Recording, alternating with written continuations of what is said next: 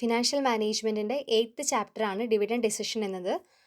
ഒരു കമ്പനിയുടെ ഓണേഴ്സ് എന്ന് പറയുന്നത് ഷെയർ ഹോൾഡേഴ്സ് ആണ്. സോ ആ ഒരു കമ്പനിയിലോട്ട് ഇൻവെസ്റ്റ്മെൻറ്റ് കൊണ്ടുവരുന്നത് ഷെയർ ഹോൾഡേഴ്സ് ആണ്. സോ അവർ സംതിങ് റിട്ടേൺ, അവർ കൊണ്ടുവരുന്ന ഇൻവെസ്റ്റ്മെൻറ്റിന് അവർ റിട്ടേൺ എക്സ്പെക്ട് ചെയ്യും.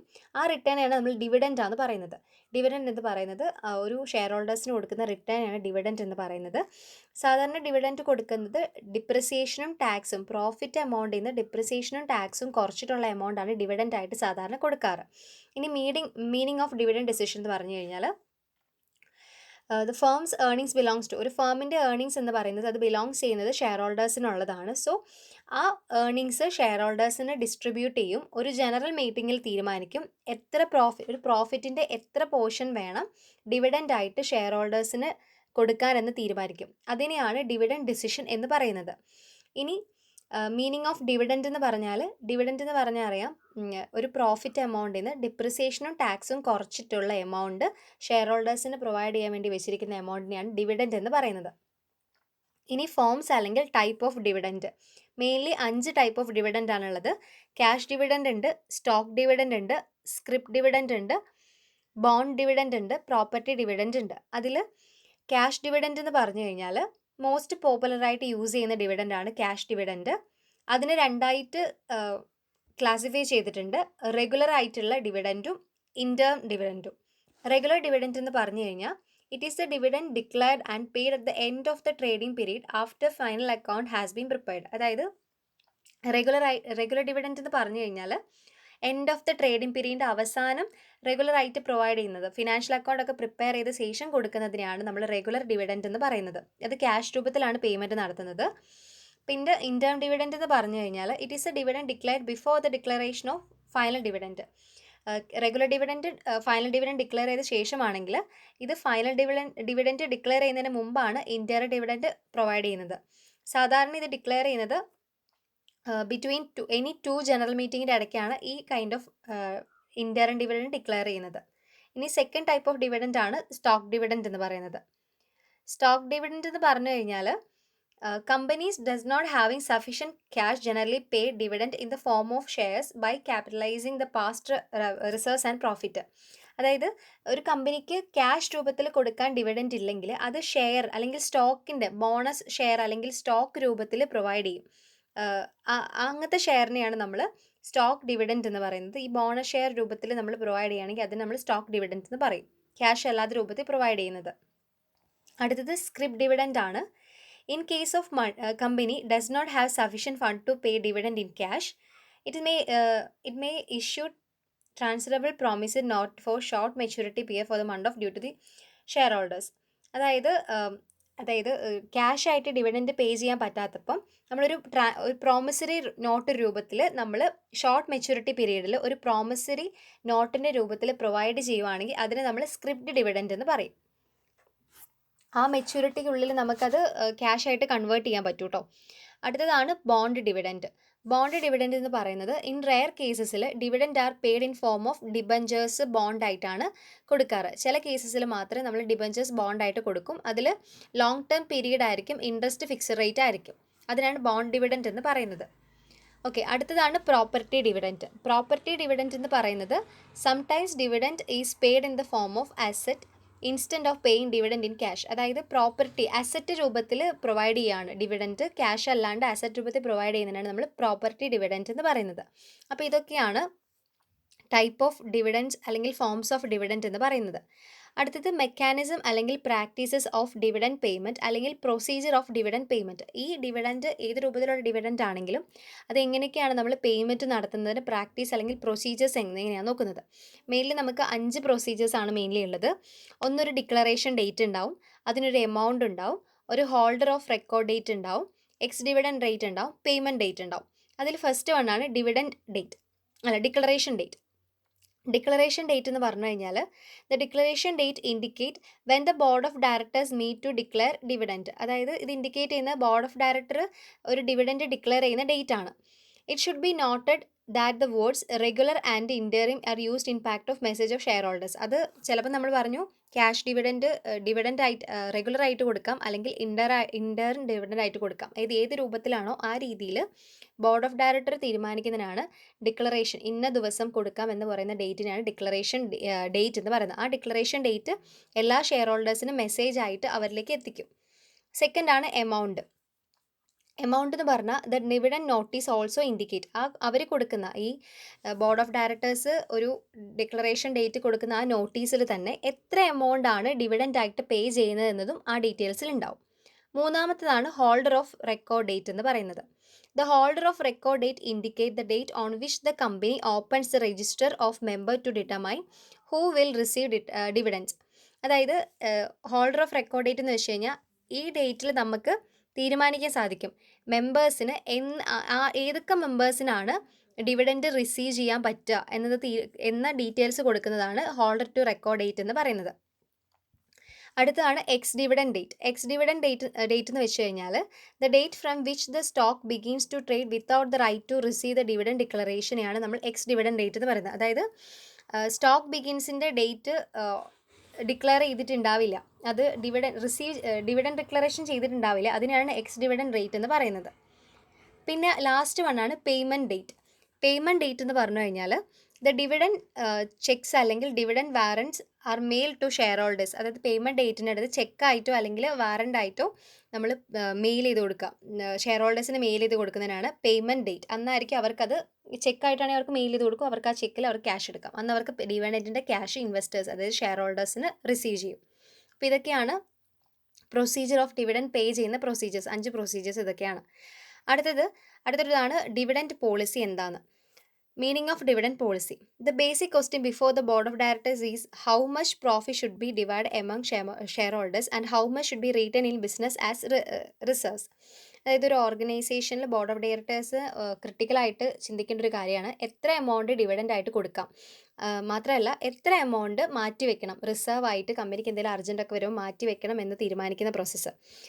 Hence allocation of earnings between retained earnings and dividend is such important funds. അതുകൊണ്ട് തന്നെ റീറ്റേൺഡ് ഏർണിങ്സ് ആയിട്ട് വെക്കേണ്ട എമൗണ്ടും എത്ര എമൗണ്ട് ഡിവിഡൻഡ് ആയിട്ട് കൊടുക്കണം, മാറ്റി വെക്കേണ്ട എമൗണ്ട് ഡിവിഡൻഡ് ആയിട്ട് കൊടുക്കേണ്ട എമൗണ്ട് വളരെ ഇമ്പോർട്ടൻറ്റ് ഫാക്ടറാണ് മാനേജ്മെൻറ്റ് എടുക്കേണ്ടത്. So this decision may be A critical impact on ഈ ഡിസിഷൻ നമ്മൾ ഡിവിഡൻഡ് ആയിട്ട് കൊടുക്കുന്നതും റിസർവ് ആയിട്ട് മാറ്റി വയ്ക്കുന്നതും ഒരു ഫേമിൻ്റെ വാല്യൂവിന് നന്നായിട്ട് എഫക്റ്റ് ചെയ്യും. സോ എന്താ പറയുക, hence it required A sound dividend. അതുകൊണ്ട് തന്നെ നല്ലൊരു ഡിവിഡൻഡ് പോളിസി ഒരു കമ്പനിക്ക് ആവശ്യമാണ്. എഫക്റ്റീവ് പെർഫോമൻസിന് ഒരു നല്ലൊരു ഡിവിഡൻഡ് പോളിസി ആവശ്യമാണെന്നാണ് പറയുന്നത്.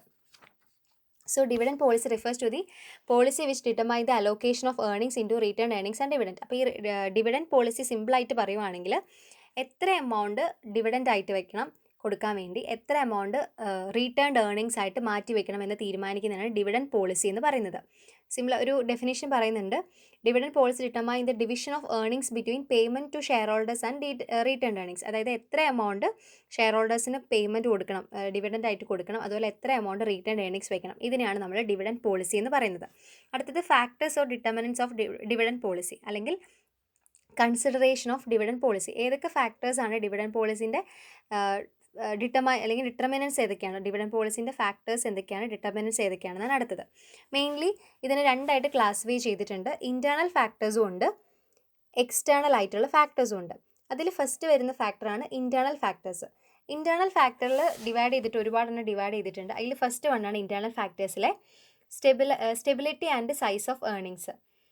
അതെന്ന് പറഞ്ഞാൽ dividend is depend on the earnings of firm. Dividend എന്ന് പറയുന്നത് ഒരു ഓർഗനൈസേഷൻ്റെ ഏർണിങ്സിനെ ബേസ് ചെയ്തിട്ടാണ്. So if the earnings are relatively stable ആണെങ്കിൽ നമുക്ക് ഫ്യൂച്ചർ പ്രെഡിക്റ്റ് ചെയ്യാൻ പറ്റും. ഏർണിങ്സ് എല്ലാ കൊല്ലവും സ്റ്റേബിൾ ആയിട്ടാണ് ഈ ഫ്യൂച്ചർ പ്രെഡിക്റ്റ് ചെയ്യാൻ പറ്റും. അപ്പോൾ സ്റ്റെബിലിറ്റി ഒരു ഇമ്പോർട്ടൻ്റ് ആണ്. അതുപോലെ തന്നെ എത്ര സൈസ് ഓഫ് എമൗണ്ട് ഏൺ ചെയ്യുന്നു എന്ന് തീരുമാനിച്ചിട്ടാണ് ഡിവിഡൻഡ് പോളിസി പ്രിപ്പയർ ചെയ്യുന്നത്. അപ്പോൾ സ്റ്റെബിലിറ്റി ആണ് size of earnings.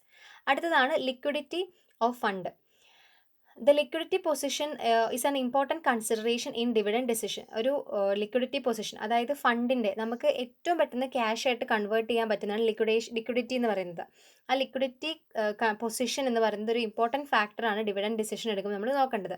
Payment of dividend involve outflow of cash. നമ്മളൊരു ഡിവിഡൻഡ് സാധാരണ ഷെയർ ഹോൾഡേഴ്സ് കൊടുക്കുമ്പോൾ എന്തായാലും ഒരു ഓർഗനൈസേഷനിൽ നിന്ന് പൈസ പോവുകയാണ്, ഔട്ട്ഫ്ലോ ഉണ്ടാവുകയാണ് ചെയ്യുന്നത്. സോ നമ്മൾ ഏർണിങ്സ് കൂടുതലാണെങ്കിൽ a company is not able to pay cash dividend because inadequate cash balance, earnings ഭയങ്കര കൂടുതലാണെങ്കിൽ ക്യാഷ് ആയിട്ട് ഒരുപാട് നമുക്ക് പേ ചെയ്യാൻ പറ്റില്ല. സോ ഫ്യൂച്ചറിലോട്ട് കുറച്ചൊക്കെ മാറ്റി വെക്കേണ്ടി വരും. ഓക്കെ, അപ്പോൾ സ്റ്റേബിൾ ആയിട്ട് പോവുകയാണെങ്കിൽ കുഴപ്പമില്ല, നമുക്ക് ക്യാഷ് പേ ചെയ്യാം. പക്ഷെ പെട്ടെന്ന് ഒരിടയ്ക്ക് ഭയങ്കര ക്യാഷ് ഫ്ലോ ഉണ്ടായി കഴിഞ്ഞ് കഴിഞ്ഞാൽ നമുക്ക് ഡിവിഡൻഡ് ആയിട്ട് പേ ചെയ്യാൻ പറ്റില്ല. കുറച്ച് ഫ്യൂച്ചറിലോട്ട് മാറ്റി വെക്കണം, കാരണം ഫ്യൂച്ചർ എന്താണെന്ന് നമുക്ക് അറിയാൻ പറ്റില്ല.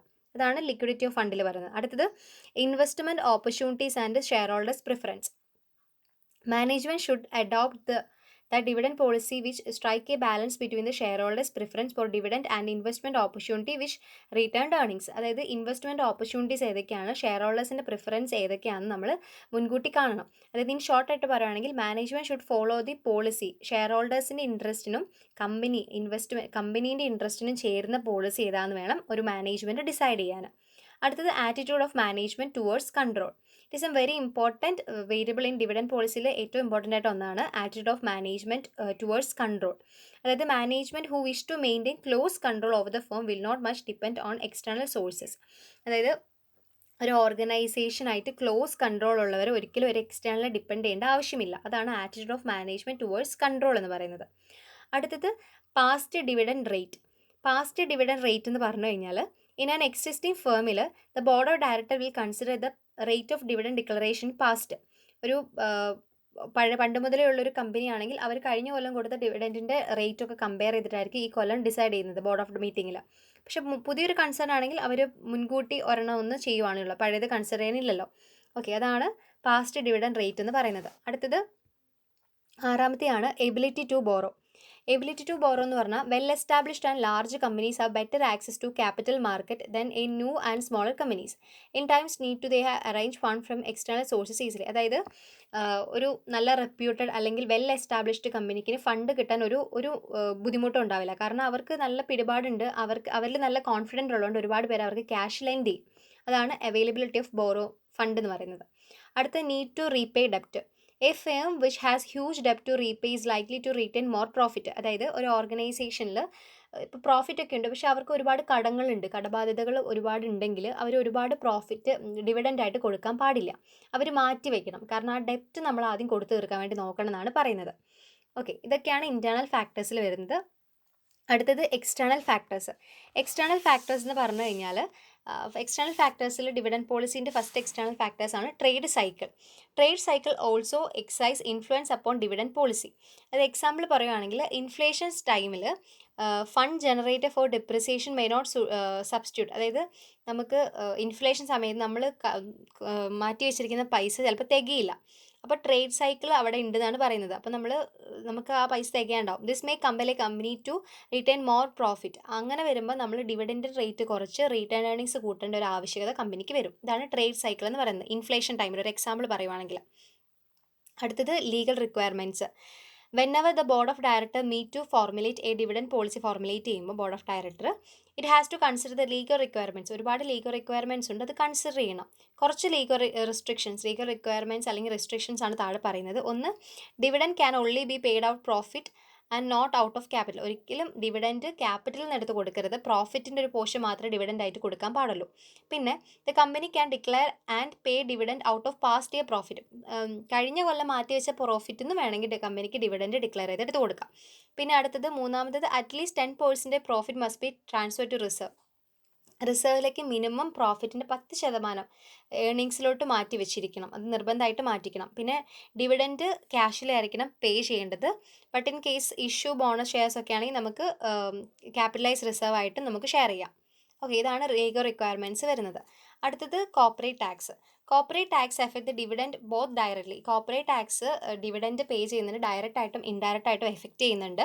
Heavily rates of taxation reduce the. ടാക്സിൻ്റെ ഹെവി ആയിട്ടുള്ള യൂസ് പ്രോഫിറ്റ് കുറയ്ക്കുമെന്നാണ് പറയുന്നത്. ഓക്കെ, അടുത്തത് general state of economy. General state of economy എന്ന് പറഞ്ഞു കഴിഞ്ഞാൽ ജനറൽ സ്റ്റേറ്റ് ഓഫ് എക്കണോമിയിൽ when state of economy is uncertain ആണ് the firm may maintain a low dividend pay out policy ആയിരിക്കണം ഫോളോ ചെയ്യേണ്ടത്. അതായത് ഒരു എക്കണോമി അൺസർട്ടൺ ആണ്, സോ ഫേം എപ്പോഴൊരു ലോ ഡിവിഡൻഡ് ആണ് പേ ഔട്ട് പോളിസി വേണം ഫോളോ ചെയ്യാൻ. ഒരിക്കലും ഹൈ ഡിവിഡൻഡ് പോളിസി ഫോളോ ചെയ്യരുത്, എപ്പോഴും ലോ വേണം ഫോളോ ചെയ്യാൻ. അടുത്ത അഞ്ചാമത്താണ് condition in capital market. If the conditions in capital market are comfortable ആണെങ്കിൽ and the fund may be raised on different source without much difficulty by maintaining the lower rate of dividend and retain large profit when the company may follow the liberal dividend policy. അതായത് capital മാർക്കറ്റിൻ്റെ situations അറിഞ്ഞിട്ട് വേണം നമ്മൾ dividend policy set ചെയ്യാൻ വേണ്ടി. കാരണം capital മാർക്കറ്റിൻ്റെ situation changing ആണ്, ഡിഫിക്കൽട്ടാണ്. അപ്പോൾ നമ്മൾ ലോവർ റേറ്റ് ഓഫ് ഡിവിഡൻഡ് വേണം എപ്പോഴും സെറ്റ് ചെയ്യാൻ. ലാസ്റ്റ് എക്സ്റ്റേണൽ ഫാക്ടറിൽ വരുന്നതാണ് ഗവൺമെൻറ് പോളിസി എന്ന് പറയുന്നത്. The earnings capacity of the company is widely affected by the change in physical, industrial, labour control and the other government policies. Hence the dividend policy is formulated or modified after taking the consideration the change in government policies. അതായത് government policy മാറിക്കൊണ്ടിരിക്കുകയാണ്, നമ്മൾ government policy consider ചെയ്യണം. So government പോളിസിയിൽ ഉണ്ടാകുന്ന മാറ്റങ്ങൾ consider ചെയ്തിട്ട് വേണം ഒരു ഡിവിഡൻഡ് പോളിസി സെറ്റ് ചെയ്യാൻ. ഓക്കെ, ഇതൊക്കെയാണ് ഡിവിഡൻഡ് ഡിസിഷനിൽ വരുന്നത്. അപ്പോൾ ഡിവിഡൻഡ് ഡിസിഷൻ നോക്കി അതിൻ്റെ ടൈപ്സ്, പിന്നെ ഡിവിഡൻഡ് പോളിസി, അതിൻ്റെ factors or determinants of dividend policy നോക്കി. Thank U.